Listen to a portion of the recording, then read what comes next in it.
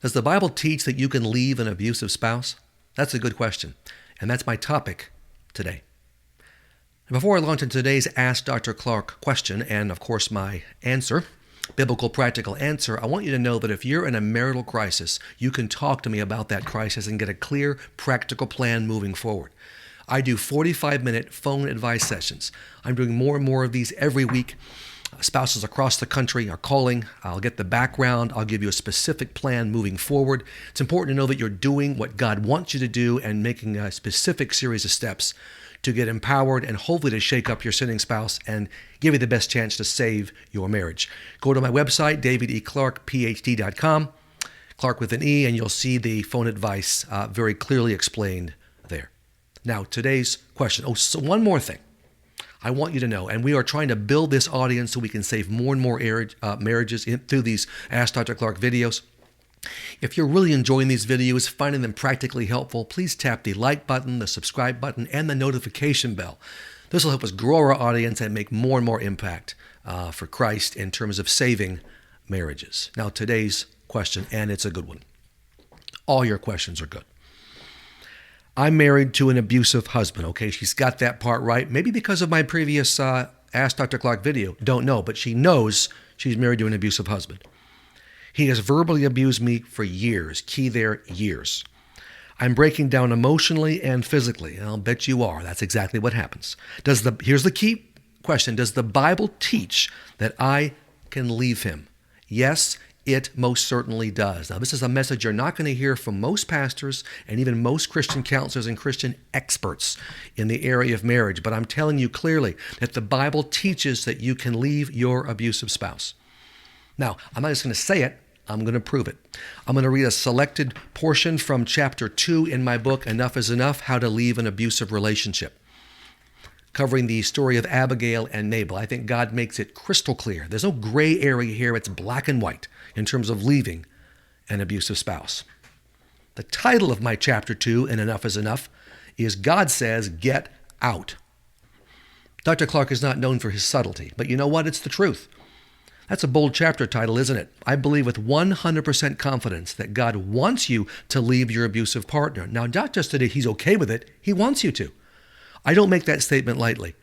It is of the utmost importance to me, and I know to most of you that I back up my position biblically.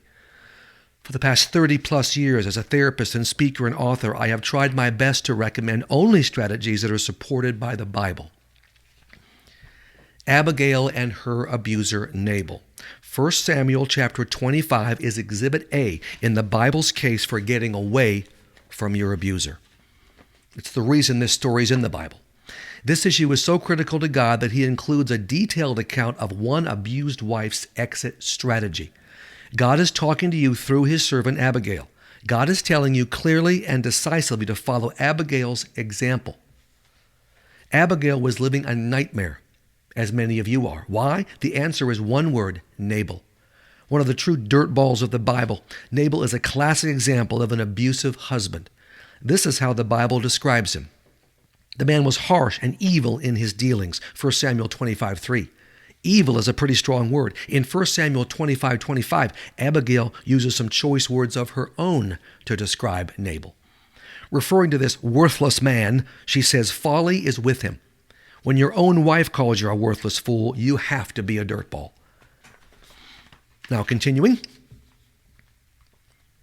Abigail was stuck in a horrific marriage to a world-class creep. Now, he was wealthy, but who cares? He was a creep. But worse, he was an abuser with no way out. Most of you know this. I'm going to make it clear to you.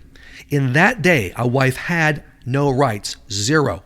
She was her husband's property. A wife had two choices if she was unhappy with her husband.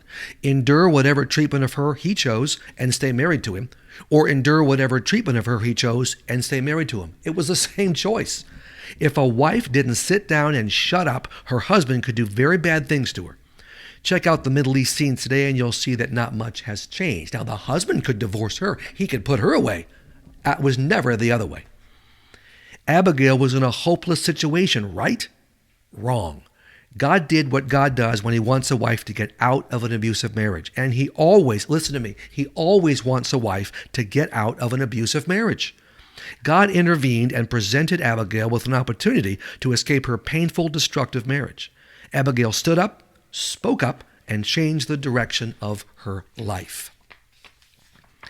If you are married to an abusive husband, like this woman who asked this question, or you are dating or living with an abusive man, the account of Abigail's escape from Nabal is God's way of sending a message. It is a message of hope, motivation, and practical instruction. God doesn't just say, get out. He tells you exactly how to get out, using Abigail as an example. Abigail was married to a mean, worthless, abusive man. When Abigail's family was threatened as a result of her husband's actions, she took action. As you recall in the story, David, who wasn't king yet, David and his warriors were going to wipe out all the household of Nabal, including all the servants. and that was a tremendous risk that Nabal was putting Abigail in. Abigail acted not to protect her husband, but to protect her family. You've protected your husband long enough. Abigail told others the truth about her husband. Abigail enlisted the help of others in her escape plan. Abigail did not tell her husband what she was doing for obvious reasons. Couldn't be trusted. Dangerous. At the right time, Abigail confronted her husband with the truth. Her husband didn't change. Abigail changed. When God offered Abigail a way out of the abuse, she took it.